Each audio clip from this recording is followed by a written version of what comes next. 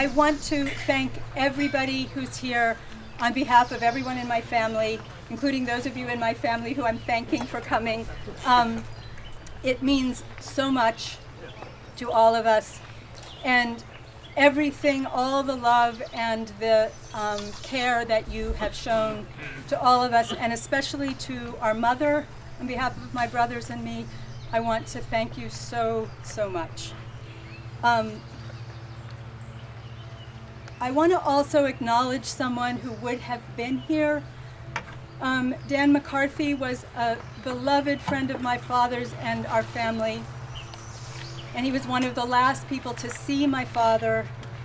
And very, very tragically, he died the week after my father. And we all wanted to just acknowledge the fact that they are somewhere drinking wine together right now and toasting to this gathering of so many people who they loved and who loved them. So a toast to Dan and Dad. That's for later. When I was about 3, and I only remember part of this story, which was, oh my God, the chivalry, thank you. I remember part of this story. I don't remember my mother's part, but she has said that I came in one day and said, we were talking about heaven and hell and God and the devil, as one does at 3, and in a Catholic family. And I wanted to know why God had sent Lucifer to hell, and she said, because he did something bad. And I said, well, what? And she said, well, something really bad. And I said, well, like what? And she said, I don't know, but it was something so unbelievably terrible that God cast him from heaven and into hell. So several days later, I came back and said, I know what Lucifer did. And she said, what? And I said, he disturbed God while he was reading.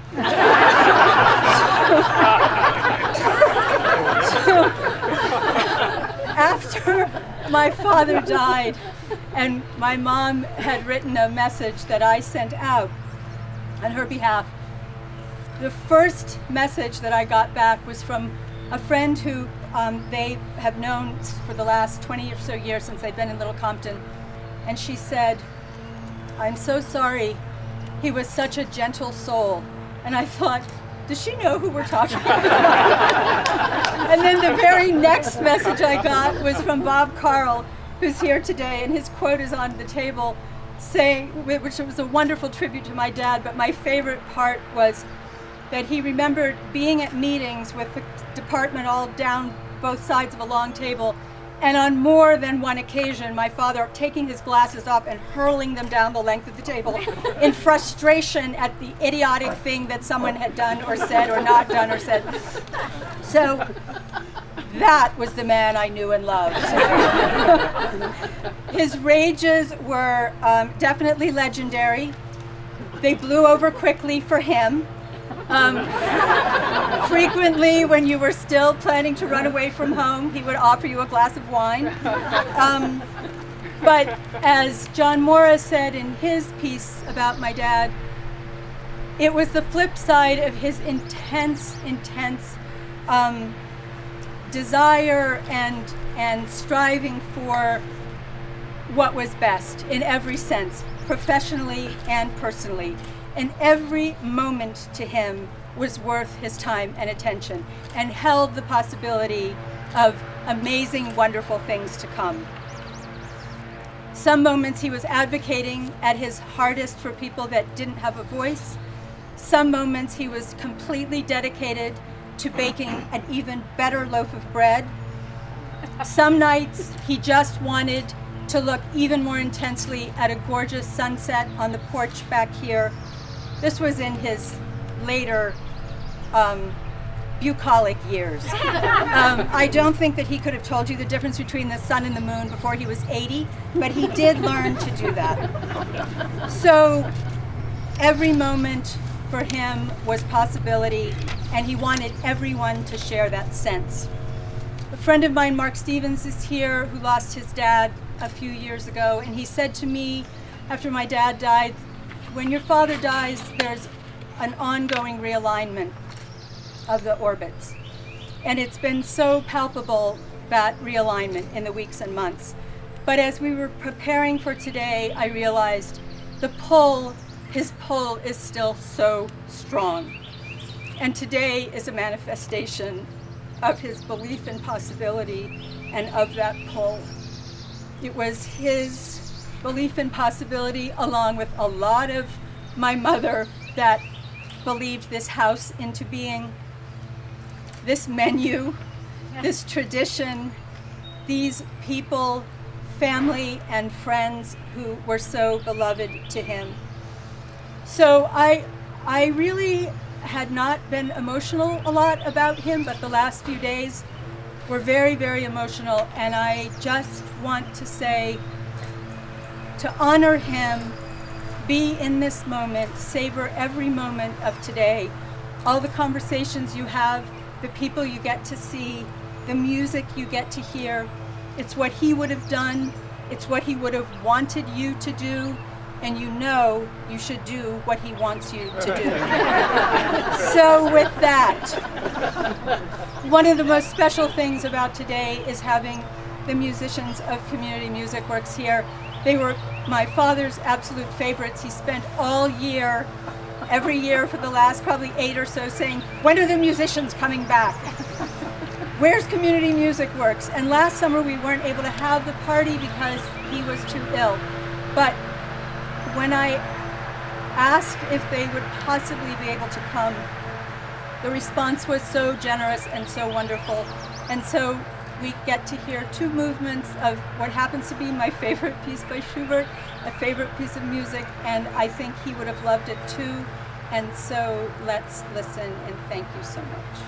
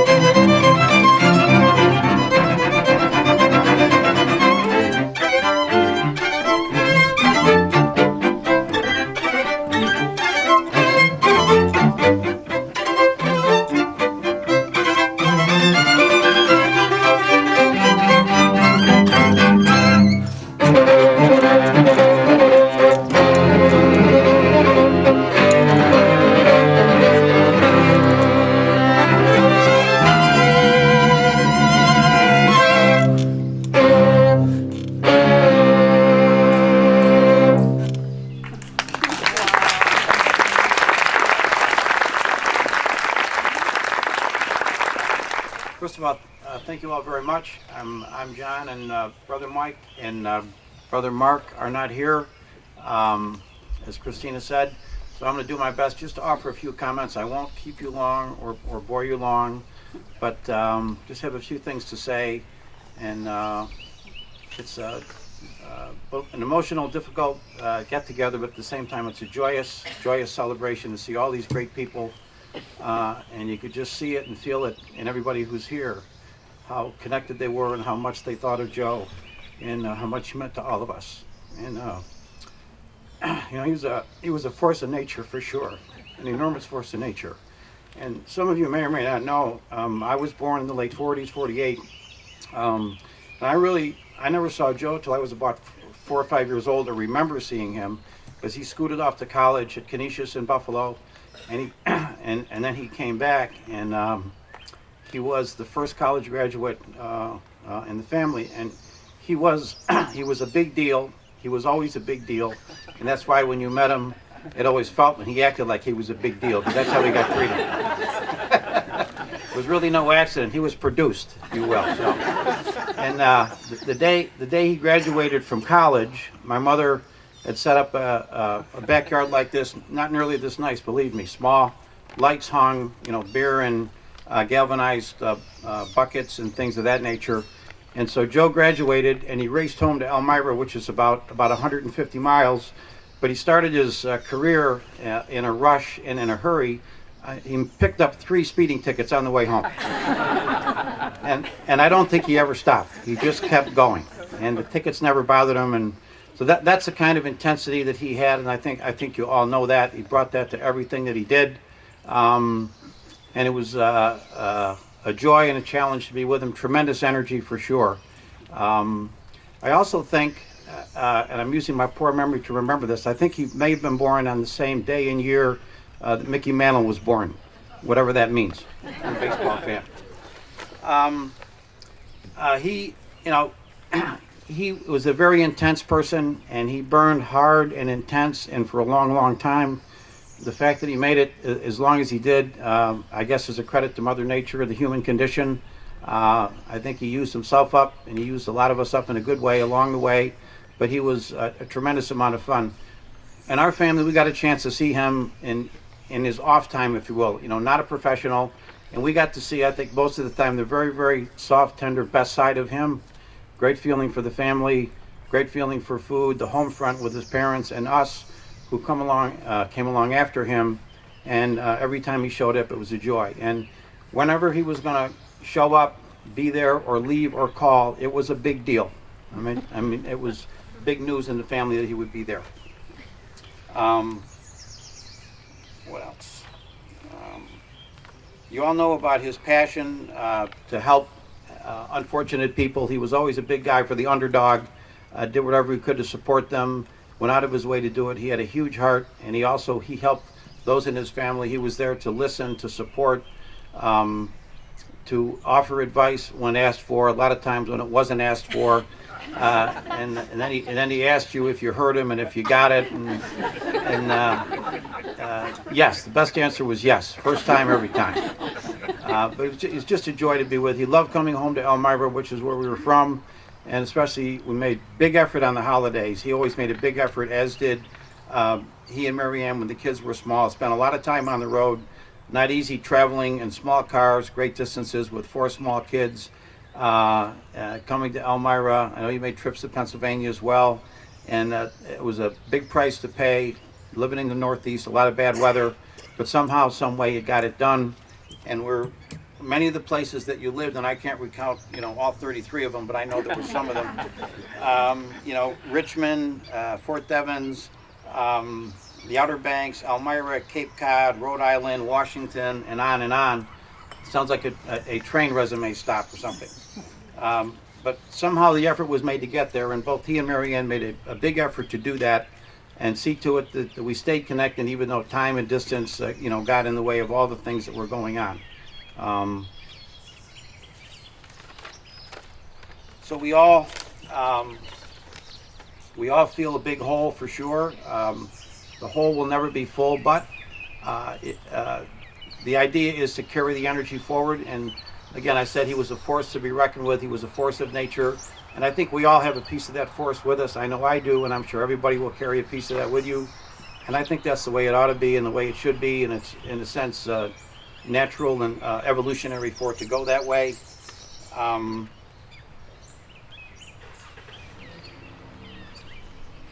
guess the best way to remember him and to carry it forward, as Christina so beautifully said, was to just keep in mind that, you know, every moment matters. Pay attention, be present, which is not easy to do in today's world. And today, he lived like today, you know, not just meant something, but every day is eternity. This is your eternity. Tomorrow's gone, or yesterday's gone. Tomorrow's not promised. So he was a fabulous individual on many, many levels. A loving big man, small man, big heart, as I used to say to him. So again, thank you all for coming and sharing this beautiful occasion, and for Christina and all of your close friends and family who arranged and set this up. It's an honor to be here, and this feeling is great. It won't feel so good tomorrow, but our goal is to make it last. So thank you. I want to thank Christina. I want to thank Mary Ann, Dom, Michael, Anthony, and their families as well for really loaning Joe to those of us who were mentored by him over the course of many years. And this weekend is for me very, very special as well. Joe was both a long-time, almost full-time mentor to me, a friend, and on occasion, I felt like I too was a Bevilacqua. Only hard thing about that is calling me King Bevilacqua wouldn't have probably worked very well at all. Unlike probably some of you, I met Joe Bevilacqua in June of 1967. Almost 50 years to the day, today, that I met your father. We met at Fort Dix, New Jersey, where I was a Green second lieutenant, and Joe was a major, and he had been assigned to come to our hospital to shift social work from working just for psychiatry to working throughout the hospital. But we had to convince the chairman of psychiatry, a gentleman appropriately named Colonel Short, that this was not some threat to the Department of Psychiatry, and became, over the course of a 2-year period, an extraordinary set of negotiations with Colonel Short. He was unconvinced, angry, felt in many respects that we were taking away the authority of his department. So he decided to throw out the Green second lieutenant out of his office, which he did. Threw me out, changed the locks on the doors, and tried to court-martial me for my unwillingness to obey his orders. And in walks Joe Bevilacqua. I don't think that Colonel Short was so much threatened by what we were attempting to do, but he was terribly bothered by my command of the Joe Bevilacqua sort of Bible of cuss words, which I had learned in tremendous detail and used quite frequently. After a period of negotiations over the course of approximately 2 years, we were able to achieve almost all of what we wanted to achieve. Near the end of our period of negotiation, Joe showed up one afternoon, and we had sort of an emergency that occurred on the firing range. We received a call that there were some individuals who was darting in and out of the targets as the live fire was going on. Joe stopped our meeting, we jumped in a Jeep, and we went out to the firing range. He called a halt to the fire that was going on, and he walked out on the firing range, arms up. And he started calling names. John, Harry, Robert, Frank, this is Joe Bevilacqua. I came up from Washington. I need your help. And then Joe started asking the Army recruits and the officer in charge, do you know anything about this person who could be back there? Did you see him? Was he tall? Was he short? Did he have gray hair? Did he wear glasses? Did he have on a uniform? Did he wear boots? Nobody really knew much about it. And after what seemed like hours, this tall, gray-haired, glass-wearing person stood up, and Joe said, "Colonel Morgan." And it was a person that you know as well. That was part of the introduction. After I had gotten the key back to my office, Joe had gone back to Washington, D.C., and he sent me a note. And in the note, he said that, "I hope that you've learned from this lesson of the last several years that in order to be successful, you have to stick out your neck and be patient." And in that letter, he sent also a little box, and in the box was this turtle, elongated neck.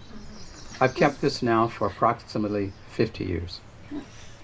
Over the course of the next several years, Joe helped me with doctoral study, helped me with my first job in the Commonwealth of Virginia, helped me as well to become his deputy at one point in terms of the work that I had to do, helped me to acquire an endowed chair at the University of Virginia, and lots and lots and lots of other things over the course of many years. Later on, after Joe had been both in Virginia and Rhode Island as commissioners, he told me that he was going to take the job as Commissioner of Mental Health in South Carolina. And he asked whether or not I could do a data profile that would tell him something about South Carolina. And I know there are a couple of people here who had experiences in South Carolina. And it took me several weeks to develop the data on patients and staffing, the population of South Carolina, its budget, and particularly its racial problems and its history of dealing with people in mental illness. And I called Joe up and I said, "Look, I think it's the worst thing that you could possibly do to go to South Carolina." And he was absolutely committed that he was going to do that. So I sent him a letter. And the letter that I sent, I said, "When you go to South Carolina, you will not be welcomed, nor will the agenda, the vision that you have for the establishment of mental health services. But there comes a time in your life when you have to stick out your neck." So I sent this back to Joe. And then the last of these stories is that several years later, when I was indeed commissioner in the state of Virginia, I was fired by the then governor for one of probably 200 reasons, not the least of which was my use of the Joe Bevilacqua dictionary. And Joe sent me a note. And in the note he said, "Keep in mind that despite the experiences that you've had under Governor Allen, in order to be successful, you have to stick out your neck." And in the damn envelope was this turtle. But one of the legs had been broken off. So one of the things I've done in the course of the last year is to try to figure out for me, what did Joe Bevilacqua really mean to me? Aside from sort of the humor about being a Bevilacqua myself, part of what I tried to do was to understand why his commitment. And it's not just to me. I could name 110 people right now that Joe Bevilacqua influenced the course of their lives, influenced the course of their professional careers, sometimes even the choices of mates that they had. So what I've done is to suggest that, at least for me, Joe Bevilacqua was the Oracle of Buffalo. He was, in fact, my Warren Buffett. And he had this extraordinary ability to understand the nature of human capital. He looked at markets of human people. He understood so extraordinarily well what it meant to look at and invest in underdeveloped markets of people.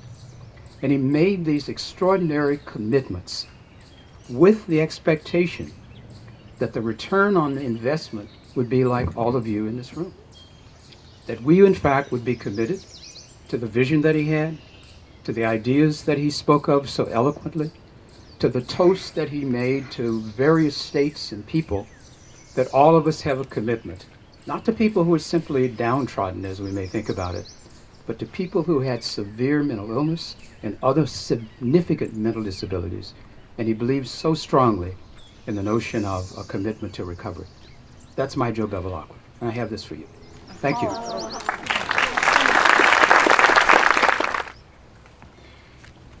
So I wrote this down because I'm not so eloquent when I'm emotional. In being faced with my Uncle Joe's passing, I'm sure like many of us, it brought me to a place of introspection and self-reflection. While there is always a sense of loss accompanied by the death of a loved one, That seemingly oversimplified statement does not seem fitting, nor anywhere close to encompassing my own personal experience. In an attempt to deconstruct what it is that I'm feeling, my attention keeps being drawn to the impact Uncle Joe has had on me over the past several decades. Specifically, what I feel in his presence and when actively in relationship with him. Being present to these feelings has made me realize, as silly as it sounds, that Joe has far and away been my favorite relative, especially during the season of my life that we as society like to deem adulthood. Outside of my immediate family, yet within the context of blood relations, the reality, while a bit sad, is that Uncle Joe may be the only true physical human family member I've ever had. Joe's unwavering love and devotion reminds me of Lucy, my dog. Anyone who knows me well knows that that is the ultimate compliment. I genuinely mean that in the most flattering and high regard. Every single time I would see Joe without fail, his face would be absolutely beaming. He was beyond a shadow of a doubt thrilled to see me, his eyes and smile communicating what no words ever could. Always immediately followed by the kind of hearty hug that couldn't help but assure me all was right in the world, at least for the moment, tucked away in Casa de Bevilacqua, amidst the picturesque beauty of Little Compton.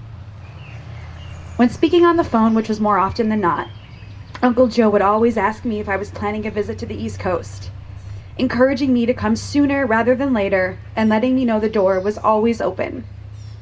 Joe's genuine warmth and authentic desire to have me in his home filled a hole in my heart that I will always be grateful for.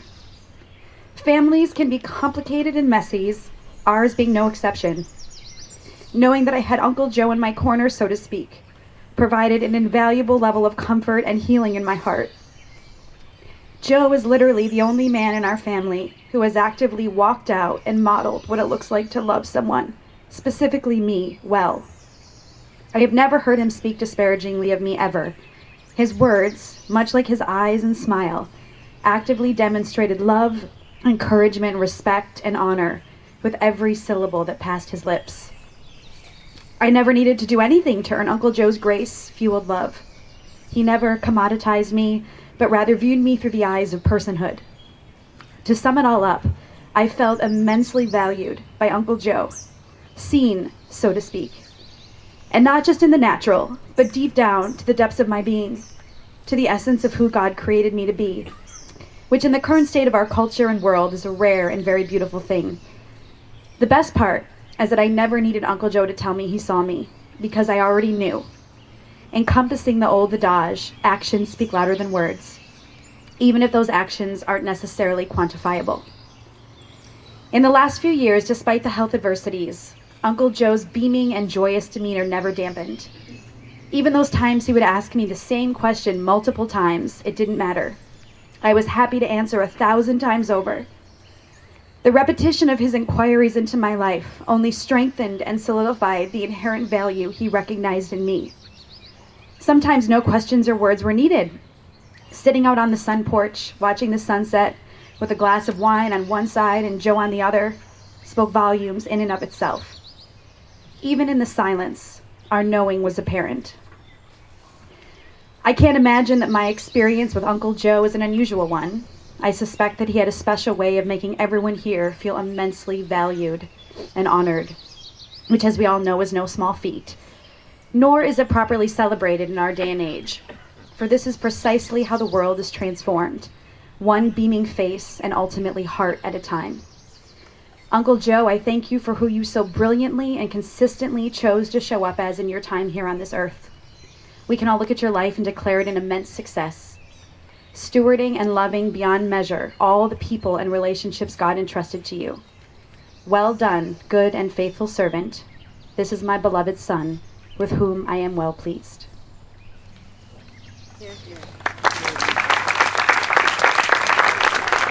Joe Bevilacqua, Giuseppe Bevilacqua to me, was a cultural Italian Catholic. What does that mean? He was the best kind of Catholic because from his mother's knee, he knew that God wasn't contained in a church building. it was way bigger than that.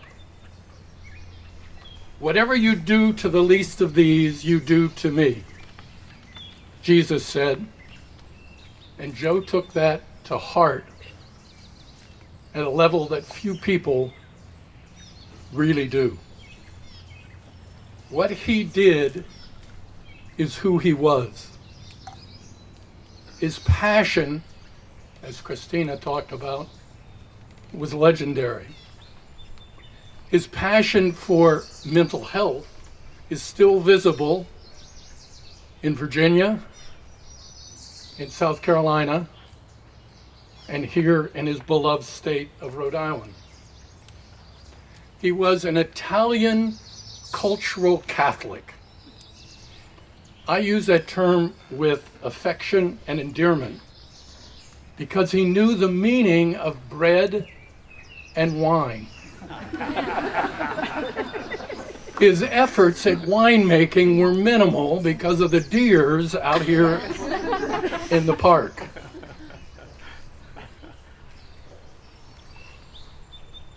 But his enjoyment of wine, especially in the sunset room that Marianne designed so beautifully, well, what can we say?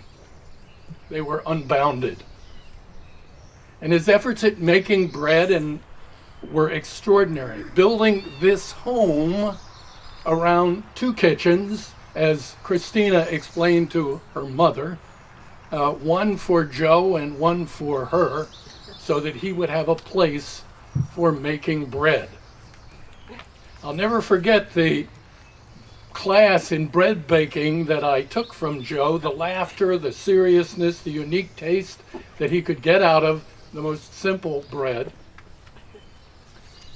I want to share my story about pasta making in Richmond. Oh, I hoped you would. You hoped I would? Okay. Marianne went away. It was 2 weeks after Christmas. Her children, I don't know which one, maybe Marianne, someone had given him a small pasta making machine. One of those kinds that had different units on and you could make different. Marianne was away. Joe and I started making the bread, pasta, and he kept taking the balls and putting them in the pasta machine and rolled it out, and out came 10 stripes of pasta. And I said, Joe, what do we do with this? And he says, well, put it up on one of the doors in the kitchen. So we put it on the door of the kitchen. Well, then another ball went in, another string came out. What do we do with this on another door, on another? Well, we had to try out the wide unit. So we got another roll of stuff. More pasta coming out. I mean, pasta coming out. We ended up putting them on lampshades in the living room. Seriously. And Marianne walked in the house, and her house was filled with pasta. I'll not finish the story, Marianne. You can finish the rest of that story. The memories start cascading one over another. Our time at St. Patrick's in Richmond, about Marianne coming and rearranging the furniture in my guest room. Thank you very much, Marianne, without me asking. My bedroom in Washington, D.C. Why? That was where Joe spent 2 weeks of the year during his reserve military service and when he was at Baslin. We could tell wonderful children. He would come at that time and tell me wonderful stories about his children, about Christina. He loved to tell the stories about Dominic, about Anthony, about Michael. Those stories, he loved his children, and he would tell these long, wonderful stories about what was going on in their lives. Well, today we remember a man who stood larger than life. I don't know about you, but I'm a better person because I knew him. May his soul and the souls of all the faithful departed rest in peace. Amen.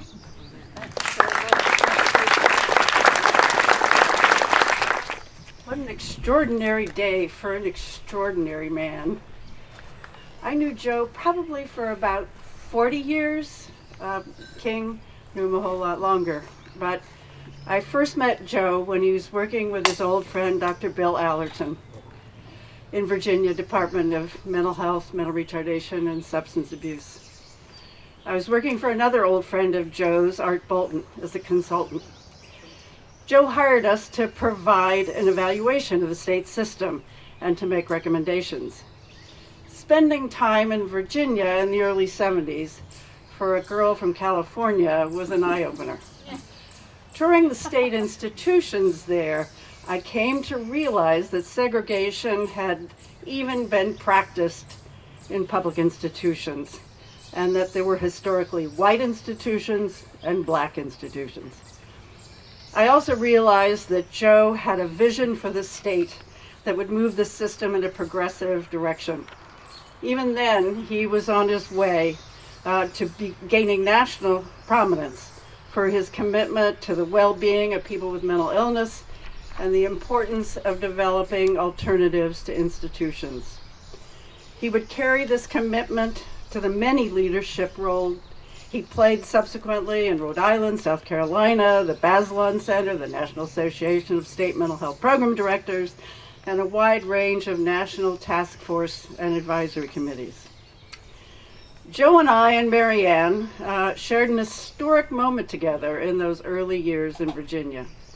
After dinner at their house on August 9th, 1974, many of you may not remember what happened on August 9th, 1974, we turned the television on to discover that Richard Nixon had resigned. Echoes, perhaps, of something yet to come here. There was great jubilation. I'm sure no one here is surprised that Joe was a Democrat. And there may even have been toasting with adult beverages. While a rock star in mental health, Joe was an unpretentious man who deflected credit to others rather than taking it himself. Joe radiated warmth and a deceptively easygoing manner that had a powerful determination to bring system reform that would guarantee humane, evidence-based, and responsive services for people with mental illness. He left every state and every venue where he worked a better place. He also earned the undying loyalty of those who worked with him, many of whom are here today. Joe was a Renaissance man. He was an administrator, he was an advocate, he was a political tactician, and he was an academic. Heck, he even made wine. His interest in public policy and system change led him, when he was in Rhode Island, to convene a symposium. Bob Carl will remember this, Changing Government Policies for the Mentally Disabled, in collaboration with the John Fogerty Foundation. Bob and I were both lucky enough to be there. The symposium, which was held at Salve Regina in Newport, was a wonderful event that brought people together who shared Joe's vision. It was an event that captured a variety of vantage points on significant shifts that were happening in the mental health and developmental disabilities field. And in fact, Ballinger published that, the proceeds of that, with Joe as an editor. But mostly Joe was what really is meaningful to me, though I've known him in many capacities over the year. He was on our board of directors for the Human Services Research Institute for 16 years. He was always thoughtful and engaged when the conversation got particularly fraught, and we did have very engaged board members, let me say. Joe, with a smile, would find a way of diffusing things. He was a mainstay of the board who made invaluable contributions to the Institute over the more than decade and a half that he was with us. I will miss his sunny, avuncular spirit, his friendship, his passion, and his loving presence. Goodbye, old friend. Thank you.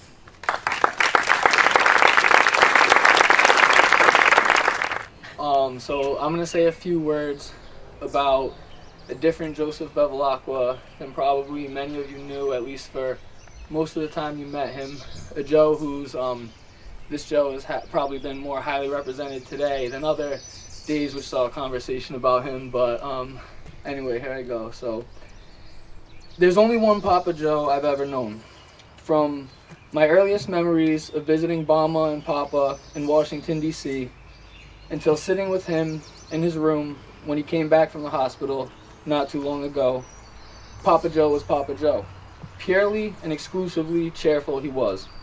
I cannot recall Papa ever raising his voice, save for when he would let out a loud belly laugh, true to the core, which was very rare and different than his polite, comforting laugh, which accompanied most everything he ever said to me. "Ha-ha, buddy," is what he always said.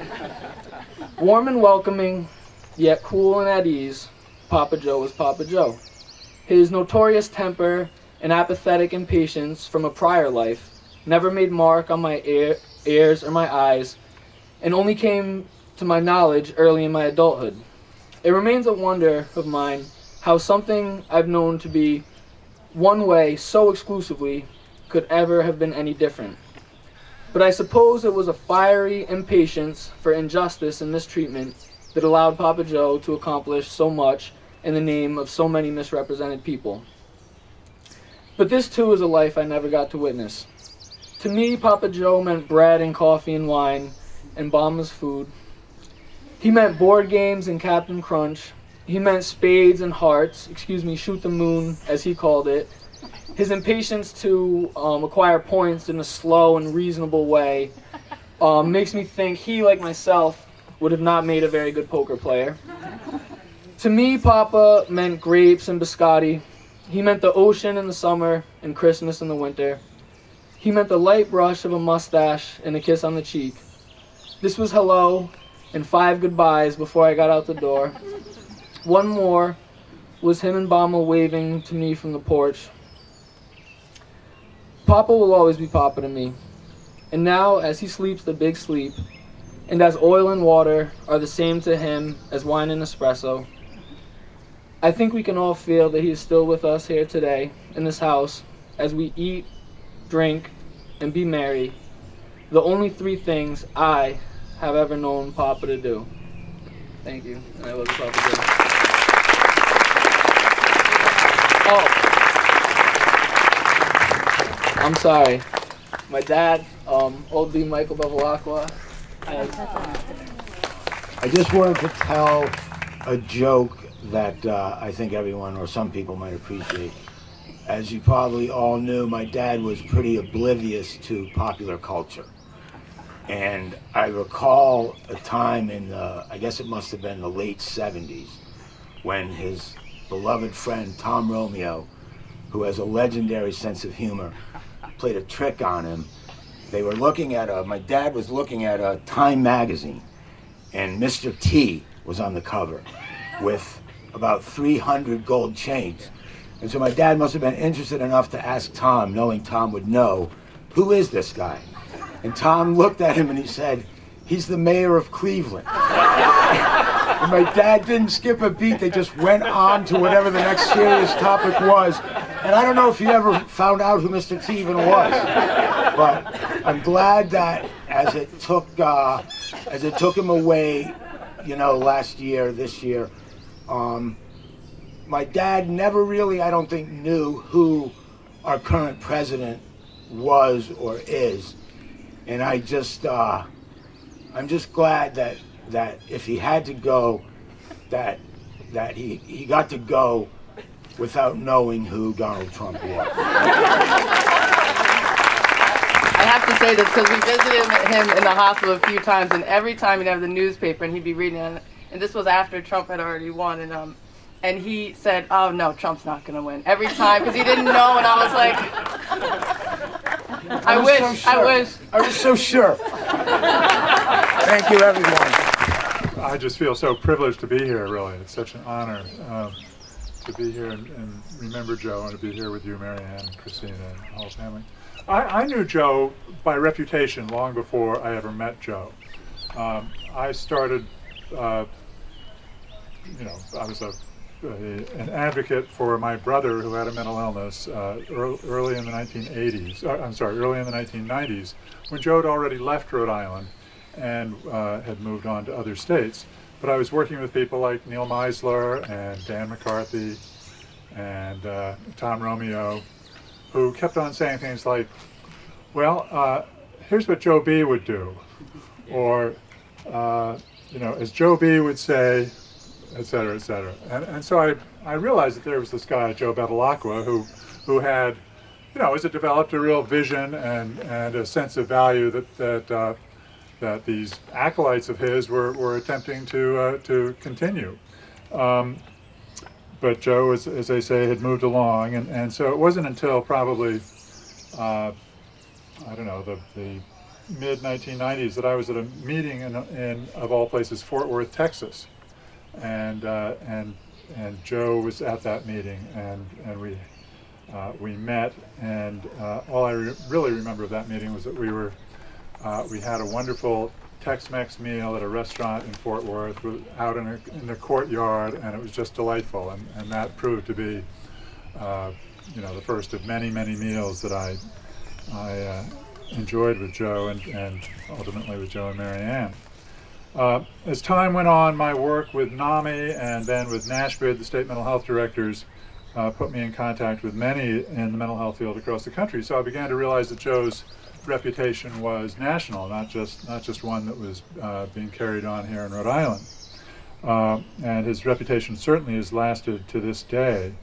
I would run into people from South Carolina, NAMI members, in other words, family members of people who were served by the system in South Carolina, who would gush about Joe years after he was gone.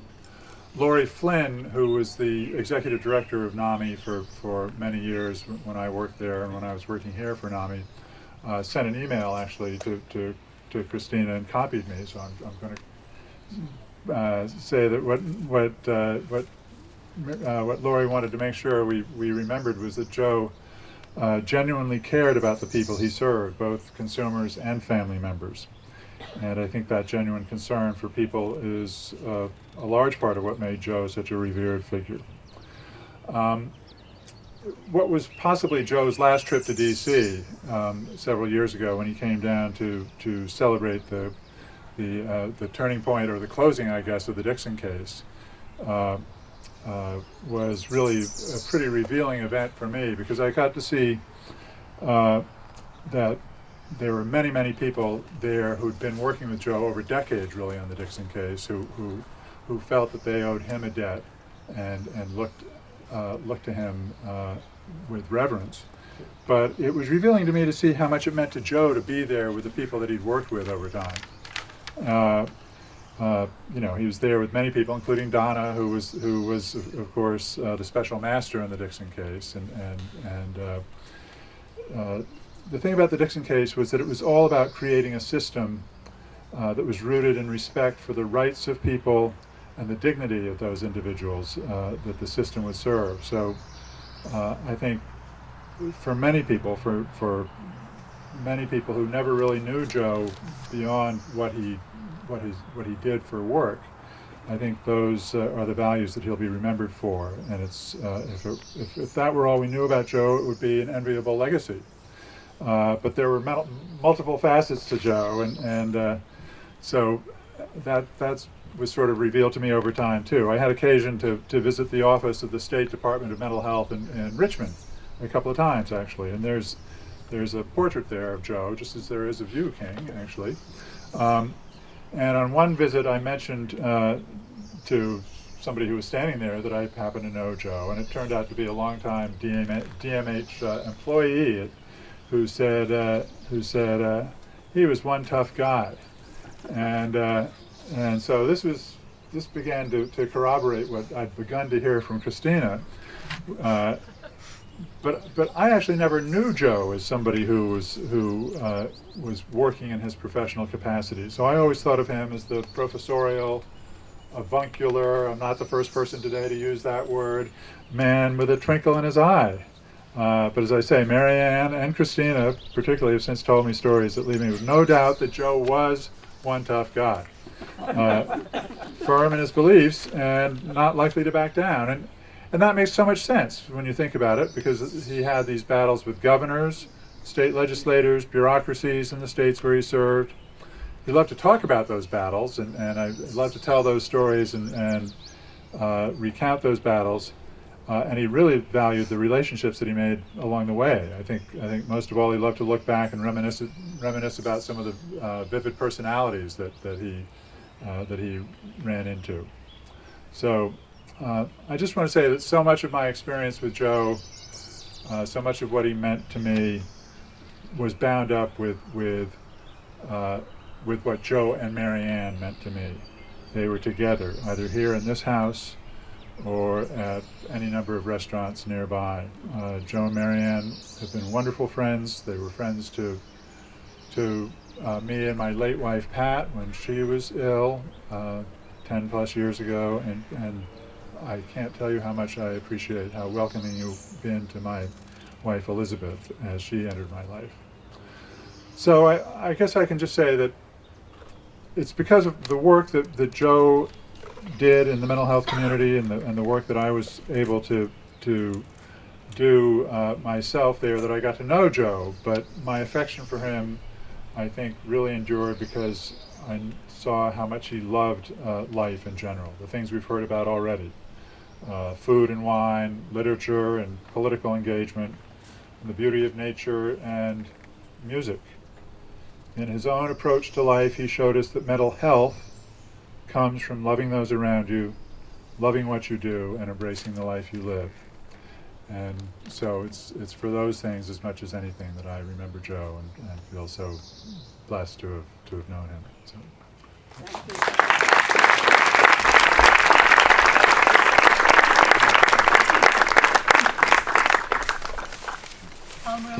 Well, first of all, I just want to say I gave up public speaking when I left the directorship.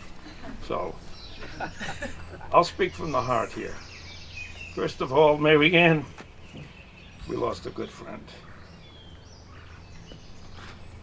Christina, Michael, Dominic, Anthony, and all the grandchildren, I don't think you'll ever realize how important your father, your grandfather, your uncle was to all of us. And I mean that sincerely. Some people say, well, you had a very good boss. I could never see Joe in that light. Joe was a phenomenal teacher, just a wonderful person.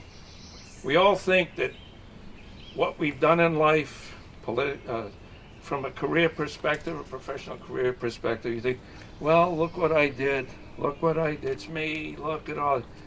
Absolutely not true. Joe knew how to get everybody together. He wasn't the most politically astute guy, I can tell you that. You know, and Senator Inglesby would back me up on that one. I used to give him trouble all the time. But Joe could take it on the chin, let me tell you. I remember leaving the building one time, and we're walking out. Of course, I'm a tease, always have been. Still an adolescent.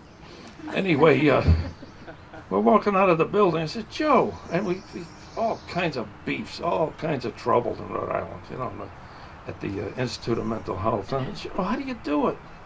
How do you do that? This is Rhode Island. He said, you know, if you're doing the right thing, he said, I'm going to keep doing it. And I feel I'm doing the right thing. And that's the way Joe was. He was down to earth. Just a terrific guy. I mean, I don't have the eloquence of some of the folks who spoke earlier. And he taught me one time, if you're going to make a spiel, a speech, he said, make sure, because I saw him do this a couple times, I said, oh, look at that, that's pretty cute. He'd take a napkin, he'd be sitting there listening to somebody else talking, he'd be writing, he said, write 3 things down. He said, just write 3 things down, just make the 3 points. I haven't done that. I will tell you unequivocally, as a friend, a mentor, wonderful person. Mary Ann, we lost a good one. We lost a winner. So, I hope Joe rests in peace. God bless you.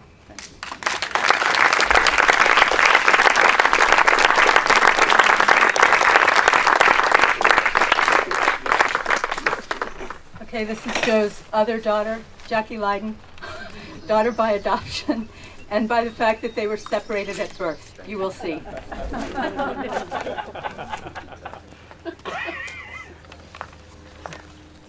Well, what a beautiful, beautiful day our Father arranged for us all, and what a circle of love and harmony. And it is beautiful to see so many people here from so many parts of our Father's life. And thanks, Christina, my sister, for asking me to speak to you today, because sometimes we're not speaking at all. No, that's not true. Of course well, maybe for a few minutes. All right. And to our mother, Mary Ann, keep her away from me, okay? Thank you. No, it's gorgeous, and she's just put on a beautiful, you've all put on a beautiful afternoon. So I do want to say it's true. I was pretty deep into my maiden voyage years when I got adopted by Joe and Marianne Bevilacqua. But I think they looked at me and I needed a dad, you know. And I met him when my sister, Christina, was still a full-time milliner. In case you don't believe that, I'm wearing some evidence on my head, bandeau d'aujourd'hui. And she was doing all kinds of interesting things with little pieces of felted leaves and tender fruits and arabesque shapes for wayward souls. With her company, which I called Hat Madness, and she called Anna's Millinery, named after her grandmother. And she trundled around the country, and Joe and Marianne invited us all, who were enveloped by Christina's magical touch, just an astonishing artist, to the house in Alexandria. And everything clicked instantly with my new father and me. His warmth, his love of life, his love of his friends and family, his irrepressible fizziness, which I think we should bottle and call eau de vie. It's been mentioned here a lot this afternoon that Joe had certain godlike qualities. And I think I would endorse that. And here are a few that I would like to mention. Turning water into wine. No. Papal infallibility, or padre infallibility, or how about just Joe Bevilacqua infallibility? Baking the baguette for the tale of the loaves and the fishes and all of the anecdotes that you have all shared today. To some of us, our father Joe really could walk on water, and no one thought that he could do it better than he did. As you know, he didn't let snowdrifts keep him snowbound, didn't let rain ruin his parade, didn't let almost anything dim the expectation that each day was going to be the best day of the rest of his life. My sister Christina, as she mentioned a moment ago, did think that we had been separated at birth, and I'm not talking about Christina and me, that's another issue. I mean our father and me, which is amazing because I could be her sister and my father's daughter at the same time. I mean, think about it. Dad and I are both petite. We both think the sun revolves around us. We both love to sit and talk and hold forth on matters of the realm. I got a whole radio megaphone to do that for 33 years at NPR.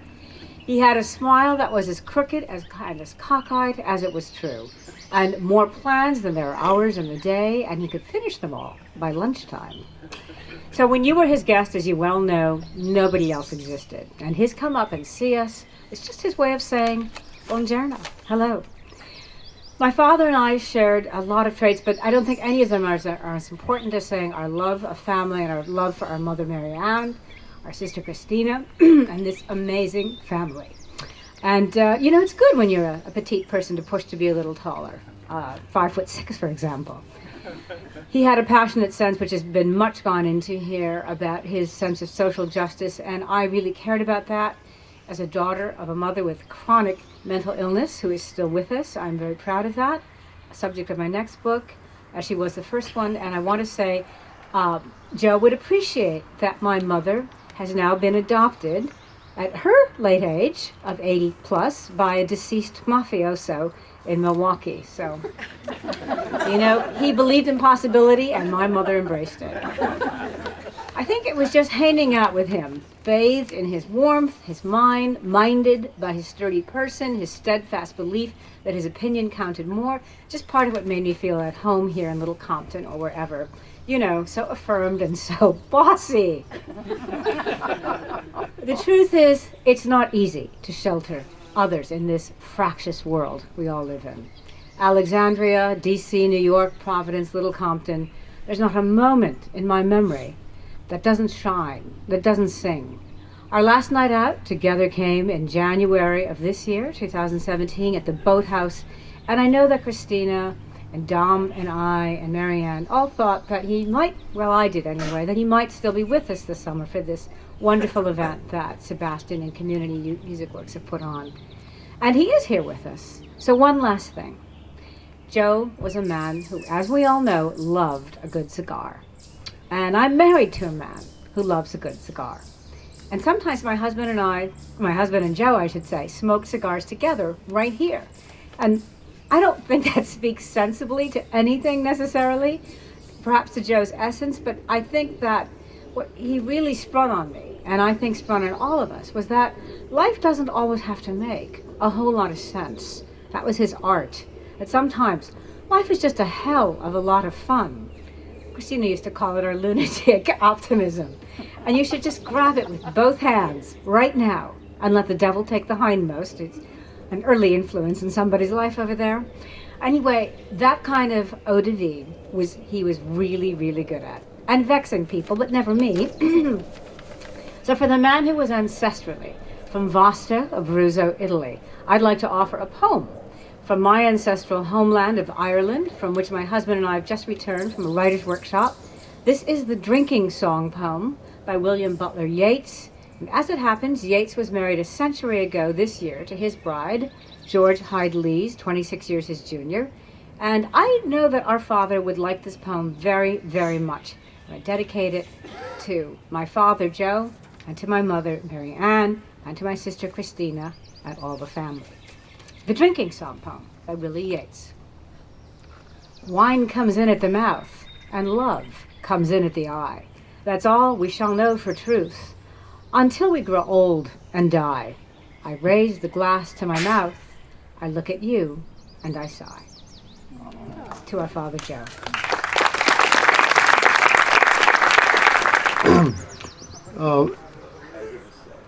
One of the things that I'm going to be talking about to you is a relationship and an event that happened back in the early 80s that might help visualize what Joe Correa's was really all about, and that is the deinstitutionalization process, which he did here in Rhode Island, and he also did in other states. In the early 80s, Joe asked me to photograph the deinstitutionalization of the Institute of Mental Health in the Ladd School. This is something, photographs, that had never been done before. And these institutions, whenever there was problems or a scandal, yes, the Journal Bulletin photographers would go out there and jump the wall and try to take pictures, often very sensational. But Joe was asking me to come in and actually sort of open the door in daylight, this big, extraordinary effort that he was trying to make a reality. And that was to close as much as possible the institutions, and for those that could, move into community settings. That, to me, was revolutionary at the time, because I don't think people on the outside understood that the institutions had become, the end, and there was other possibilities if you had the vision and the courage to put into motion. Obviously, there was a lot of politics involved, money, all unions, all those kind of things that you have to deal with. But he asked me to go out there and photograph. I, who knew very, very little about those kinds of issues, all of a sudden am in that environment within those four walls. And Joe gave me the carte blanche to use my own moral compass and to photograph anything which I felt was pertinent to the subject matter of educating people as to what the institutions, what was going on in the institutions, and to visualize what the possibilities were on the outside with a different setting. So over the months, maybe 3 months to 6 months, I threw myself into this project and using my own moral compass, photographed which I thought was pertinent to this subject matter. Eventually, I also went out into the workshops and saw firsthand that people were being taught very things that you didn't even think about. How do you tie a shoelace? How do you use a telephone? How do you get a bus? Things that, necessary when you're living outside those four walls. Then later on also, I followed some of the groups, at least the first community home, into South Providence.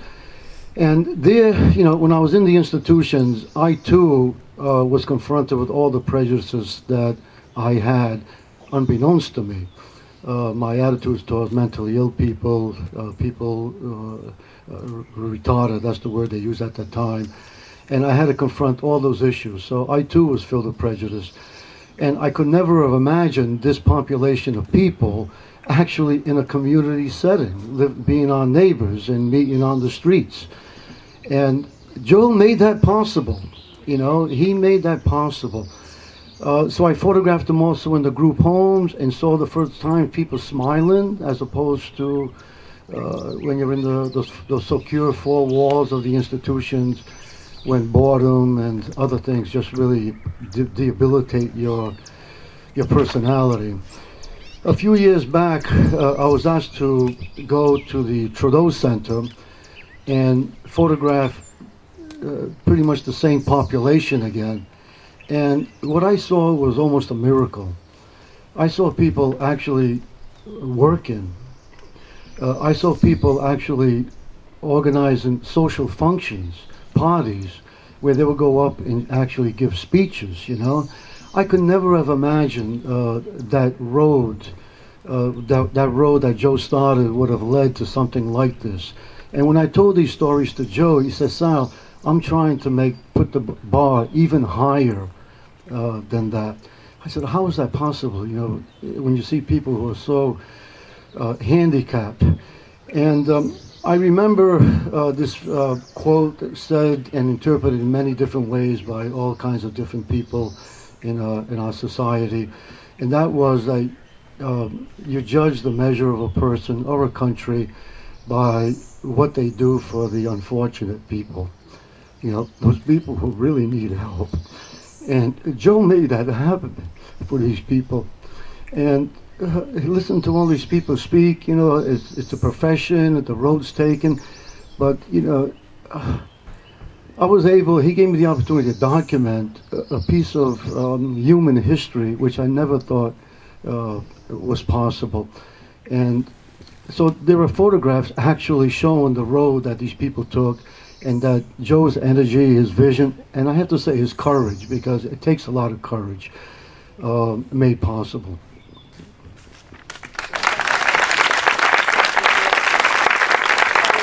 Thank you all so much for being here on this absolutely beautiful, in every possible way, day. And here is a toast to my wonderful father, who has meant so much to so many of us. And I want to also have his granddaughter Grace read the poem that she wrote for him as we acknowledge and drink to his life. Thank you. Salud.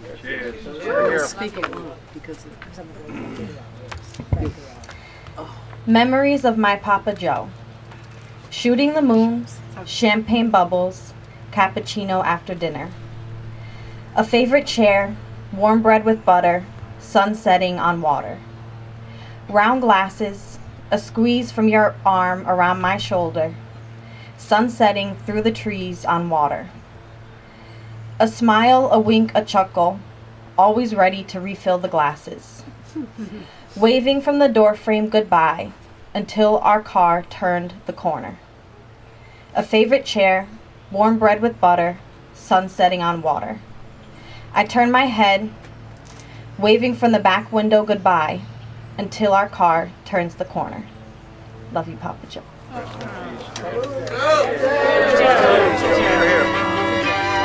Salud.